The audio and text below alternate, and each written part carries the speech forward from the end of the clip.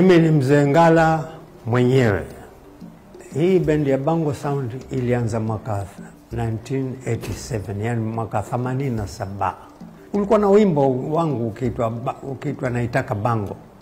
Huo wimbo ulipendwa sana, basi wakatuambia, "Nyinyi hata hamna haja ya kutafuta jina, jiiteni Bango Sound." Hapa kwa Raia TV naona kuna manufaa makubwa sana.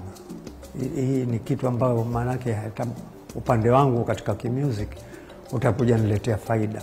Kwa hivyo hii ndio nimeiunga mkono sana, hasa katika wakati huu sasa ambapo ukienda hata studio nyingine ambazo hazina mambo mengi, lakini utakuta hapo utagongwa mapesa.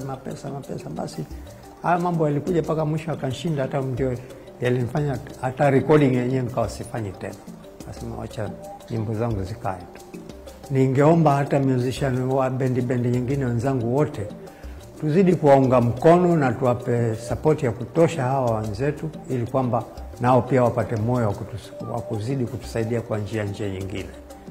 Nimetoka kwetu Maunguja, nimekuja kufuata wewe, nipe karibu kwako nyumbani, leo ni wako mgeni.